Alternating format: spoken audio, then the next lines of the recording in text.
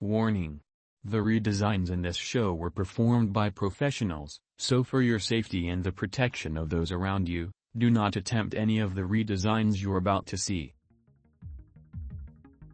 In today's episode, we're going to be judging what I deem to be Apple's worst design yet, the Magic Mouse. More importantly, during the video, we'll be trying to redesign this iconic thing that Apple deems to be their greatest mouse, as they don't offer another one. And at the end, we'll see whether the redesign that I make beats this one in any way, shape, or form. And you guys will be the ones that get to decide in the comments below.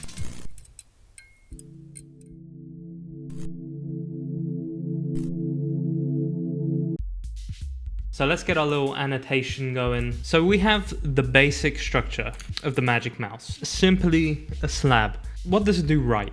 Touch sensor is great. I think it's a great idea to have like a touchscreen interface as your scrolling wheel. It comes in really handy with things like timelines or your screen on Photoshop, whatever you're doing. It tends to work very well when you're kind of moving around. That also being said, it's a positive but also a negative because you do not get a mouse wheel. Why does that suck? The mouse wheel has the click, and the click is something that I use a lot. For me, it kind of sucks that it's not there. The materials. It is a very solid mouse. It's built very much like a tank. This whole bottom plate is aluminium, I believe, or aluminum.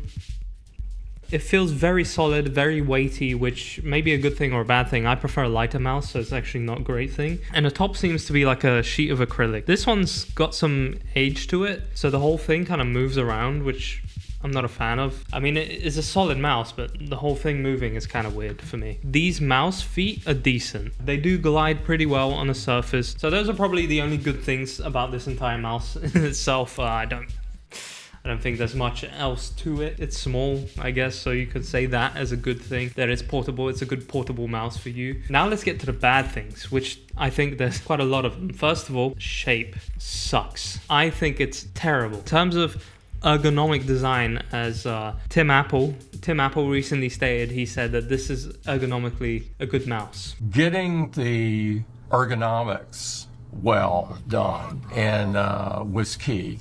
With Magic Mouse. Yeah. Okay. Come on. Really?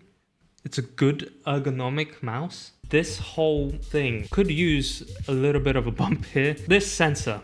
First of all, it's a terrible sensor. For the price that this mouse costs, it feels really, really bad. And the position is my problem. If you have a small mouse mat, may I demonstrate? When you have a small mouse mat like this, when you're using it in the middle, you should technically be able to use this with a normal mouse because your sensor would be in the middle. But because the sensor's on the top, every time you make a move here, that's it, you're cut out.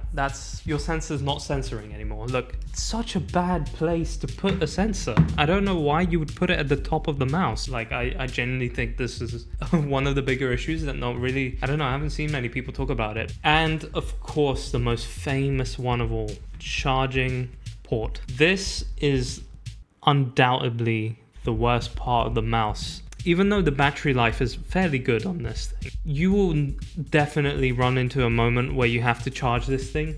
I find this issue happening a lot at work because I'm a forgetful person. I don't remember to plug this in whenever I leave my desk. But that's technically what you should be doing with this mouse because there's no other way of getting around the charging. You have to physically stop using the mouse in order to charge it. And I think that's the most idiotic idea. If this mouse was a bit thicker here and the port was there, that would have solved the entire thing and it would make that mouse more ergonomic at the same time. I don't understand why Apple thinks this is a good idea. And more importantly, I don't understand why they still think it's an okay idea because nothing's changed with the mouse for years. So those are the things that we need to change in this whole challenge. So we've identified the problems. Now we're gonna go and try and fix them.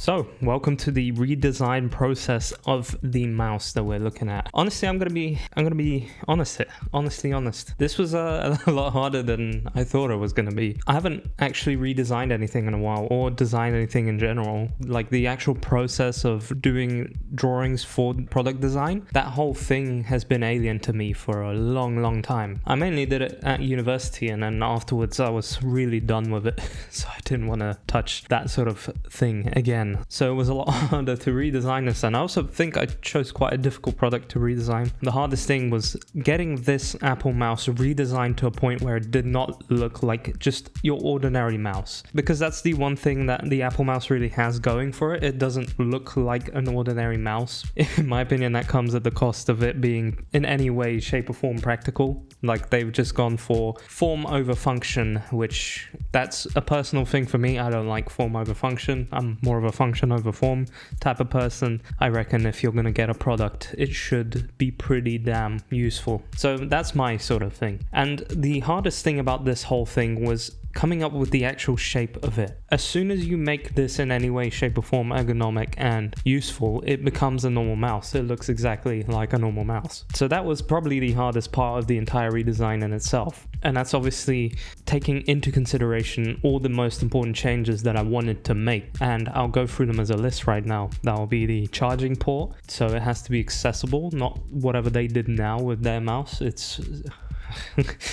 The second thing was that the mouse sensor was going to be in the middle. That was probably the easiest part of the redesign. You just put it in the middle. Obviously, you have to take into consideration the inner parts of the mouse, but I'm not going to do that at the moment because every other mouse can do it. So it's not a complicated thing. Now, the next point was to fix the ergonomics of this mouse because they're terrible, as we've already discussed. Fixing them would mean that the top end would be raised to give your palm a little bit more of a rest. Even if you're using claw grip, it's nice to have a rest there because then you can kind of adjust to it a little bit more and you can rest your hand on it from time to time. You know, with the current Magic Mouse, you can't really do that. And then the fourth point that I kind of gave myself was that the Apple design language kind of has to remain there. It has to be the same, and you'll see by the end, I think I managed to pretty much achieve that with the final drawing. Obviously, this whole thing will be sped up and you'll have kind of the highlights as I have it from the entire design process. I also did this whole thing with no warm-up, which I highly recommend you do not do,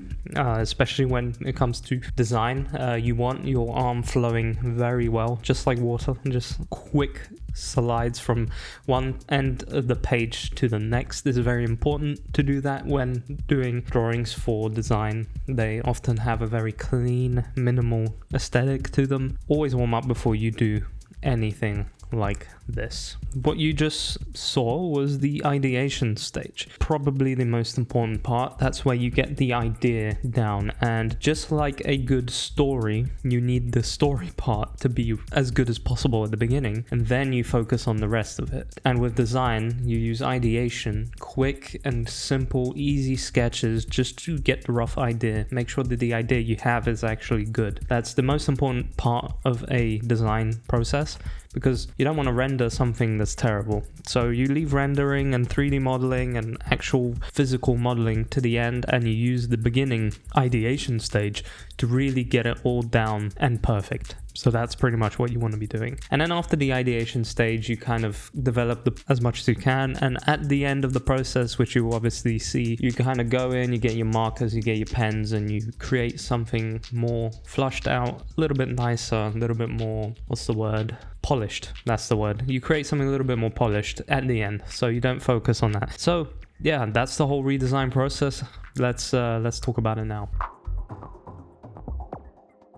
So after all those various attempts and the whole redesign process, we're finally here. We have the final version of what I deem to be my better improvement, my idea, and then we have obviously the Magic Mouse itself. This here is my redesign of Apple's famous Magic Mouse. We have a couple of improvements that I'm going to talk about. First of all, the most important one right over here. We have the port on the front of the mouse. Yes, we fixed the main issue. We fixed the terrible charging solution that Apple has come up with. This is the better option. Just have it in the front like any other gaming charging wireless mouse ever. It's on the front for a reason. It's a better design. Now, I've also looked at a solution for not having the middle mouse, as I do kind of like the shape of the mouse not having a mouse wheel. I realized that as soon as I add an actual mouse wheel onto this mouse, it's going to look exactly like any other mouse. There's not going to be anything Apple about it. So I deemed to keep the the touchpad, but instead what I've done is on both sides I've added extra buttons. These two, they work similar to if you've ever had AirPods. They have like press in function. It's a touch sensitive thing, but it reacts to pressure. So my thought is put the same technology in your mouse. You have it already. It's right there for you to use. Why not just put it straight into the mouse itself, and then you have a much better product. So with these two buttons, this eliminates the need for a mouse wheel, because you don't need a mouse wheel click when you can map one of these buttons to it. It's ambidextrous, so both sides, which is something the Apple mouse, the Magic Mouse does. It's ambidextrous, so we have it on both sides, and you have another button on each side, so if you don't want to use it in an ambidextrous way, you can map the other one to do something else. The other thing we've done, as you can see, is we've raised the entire design to improve the ergonomics of this, just to make it a little bit more like a normal mouse. So if we have a look, I have some simple, cheap mouse here. This is more comfortable than this to use. Although I don't like how small it is, it has the little bump here, so you have way more grip of the mouse and way more control, and it works much nicer for like a longer period of time. You don't tend to tire your hand out and pains in your hand for using product for long, which is what this is designed to do. So with that, I've decided to raise this part just so you have some palm support. Third, what I deemed to be the most annoying thing from the previous design was the sensor being moved down. I've moved the sensor down, and this they can put their Apple logo up here. It doesn't have to be in the middle of the mouse. Just like over here, you have the Apple logo in the middle and the sensor at the top. The priorities were not straight here when it came to designing this mouse. So I've decided to put the sensor in the middle to avoid any issues of your mouse running off the mouse mat. I come into that issue a lot, so I decided to fix it for myself. Obviously this product isn't actually going to be made, but those were the main changes that I've done. The sensor obviously would be an improved one, it would be better. And the mouse feet slightly remain the same, but they've been curved, so you have a little bit more surface area. I don't know if that would physically work in a better way. That's what I've done here. But those are the main changes of the mouse. And I think they're good. I think I would much rather buy this than this, even though obviously I own this, so I've bought it already, but I would much rather own something like that. I think we've come to the end of the first episode. I've greatly enjoyed this entire process. It's definitely been a difficult one. I haven't designed something in a long time, but I reckon that doing stuff like this is just going to make me a better designer in the end. I really think they could have done a better job with this, especially now. You know, at the beginning, fair enough, first versions, but if you're going to keep doing the same thing over and over again, and you're going to keep charging so much money for it, I'm not a fan of that, and I'm definitely not going to be buying another one of these. So with that being said, let me know in the comments below, do you think my design is better? Do you think it just looks more like a generic mouse? Do you think it's lost that Apple feel? Let me know what you think about the two designs, and drop a mouse emoji in there if you've made it to the end of this video. Thank you so much for your time, thank you for watching, thank you for enjoying, and I'll see you in the next episode. Apple, fix your mouse.